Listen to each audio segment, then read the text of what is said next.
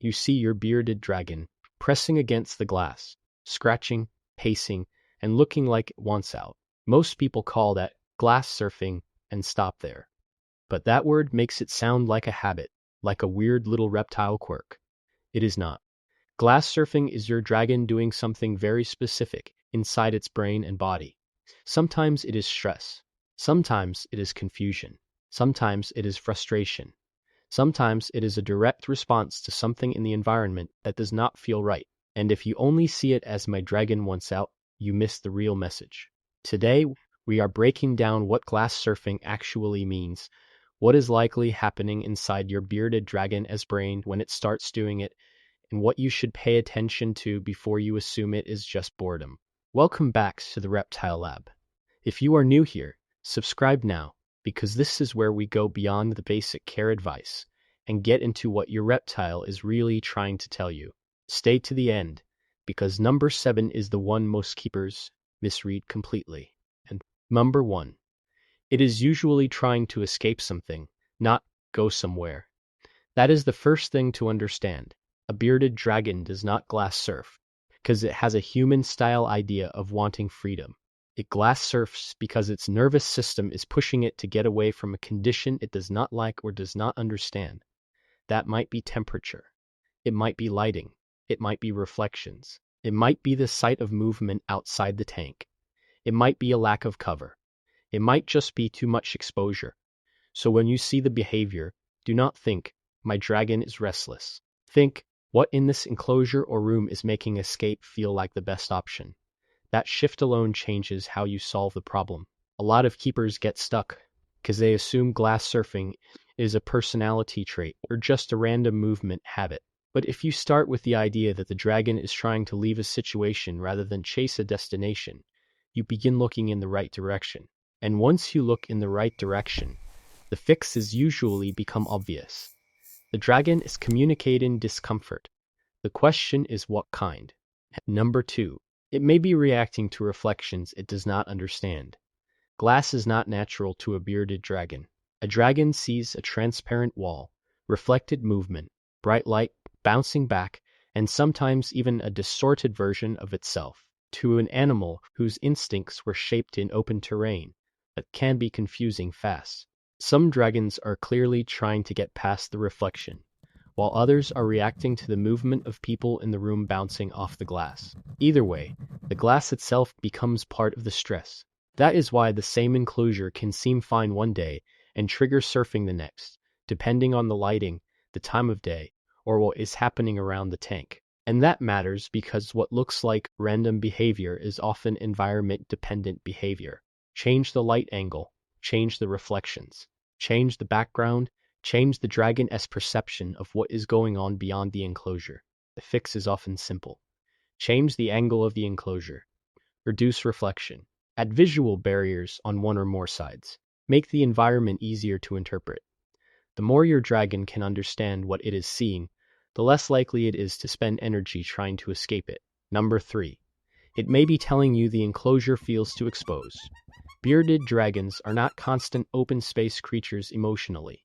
In the wild, even though they live in open areas, they still use terrain, shadows, rocks, and cover to control how exposed they feel. A tank that has too little clutter, too little cover, or too much open visibility can make them feel unsafe. And when they feel unsafe, they move, repeatedly. Glass surfing can be a dragon's way of saying, I do not feel hidden enough here. That does not mean turning the enclosure into a dark cave. It means giving them places to disappear from view, even partially. Hide spots, platforms, branches, visual breaks. A dragon that can choose when to be seen usually stresses less than one that feels watched from every angle. That choice matters more than most people realize. Reptiles do better with control over visibility. Being able to choose cover is not a luxury feature. It is part of feeling secure. And if your enclosure is just open, bright, and exposed on all sides, the dragon may spend a lot of time trying to solve that problem with movement. Number 4. It can happen when the dragon is under or overheated. Temperature mistakes are one of the biggest hidden causes of surfing. If the enclosure is too cool, the dragon may keep moving, because it is trying to find a more functional spot.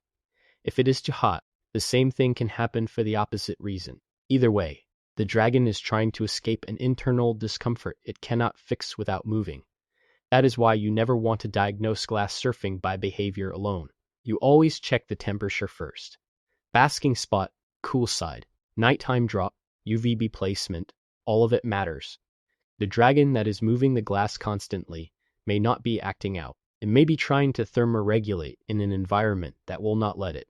This is one of the most common hidden mistakes, because people assume the dragon will just settle if the enclosure looks right. But to the dragon, the enclosure only looks right if the temperature gradient supports the behavior it needs to survive. If the warm side is off, it may keep searching. If the cool side is off, it may keep searching. If UVB is wrong, its whole internal balance may drift in a direction that keeps it uneasy. So before you assume the behavior is behavioral in the human sense, check whether it is physical in the reptile sense. Number 5. It may be asking for routine, not attention. This one surprises a lot of keepers. Sometimes the dragon is not asking you to take it out because it wants to be handled. It is asking because it has learned that when it glass surfs, something changes. The cage opens, the world expands, the pattern breaks. That means the behavior can become reinforced if every time it happens, you immediately remove the dragon from the enclosure.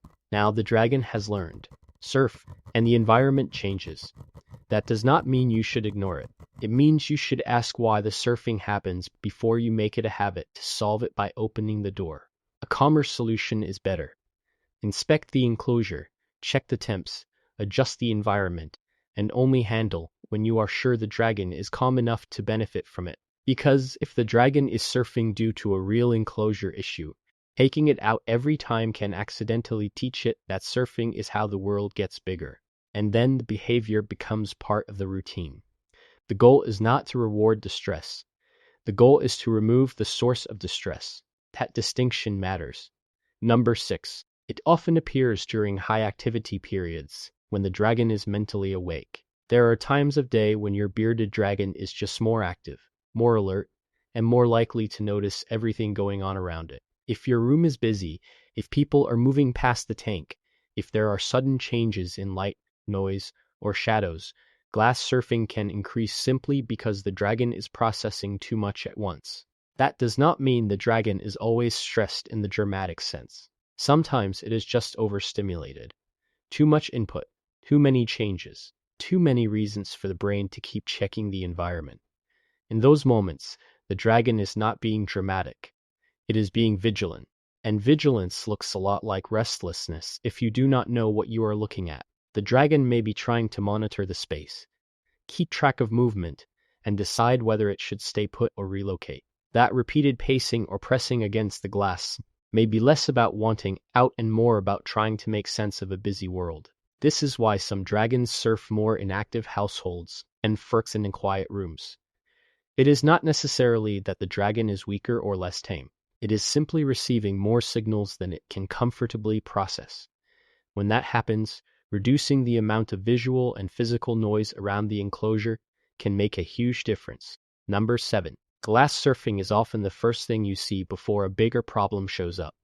This is the one most keepers miss. Glass surfing is not always the problem itself. A lot of the time, it is the symptom that appears before the real issue becomes obvious. Before a bad shed, before a complete refusal to bask, before appetite drops, before long-term stress starts showing up in body language or behavior. That means when you see surfing, you should treat it as an early warning system. It is your dragon telling you something in the environment is off, even if the dragon cannot explain it in words. And if you pay attention early, you can often fix the issue before it becomes a bigger one. That is why experienced keepers do not just watch the behavior. They watch for patterns. When did it start? What changed in the enclosure? What changed in the room? What changed in the lighting, feeding, schedule, or temperature? Those details matter because glass surfing is often the first visible clue that the dragon is no longer fully comfortable.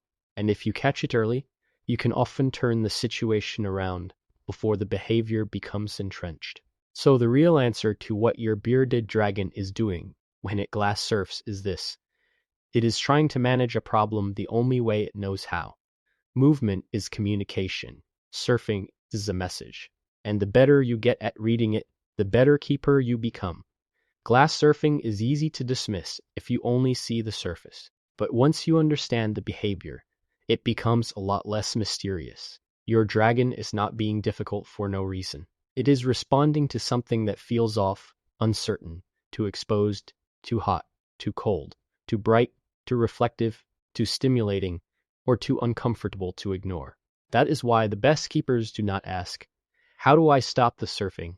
They ask, "What is the dragon trying to tell me?" Because once you start asking that question, the behavior stops being annoying and starts being useful. If this hit home, drop a comment and tell me what your dragon does most often: glass surfs, dark beard, pacing, or hiding.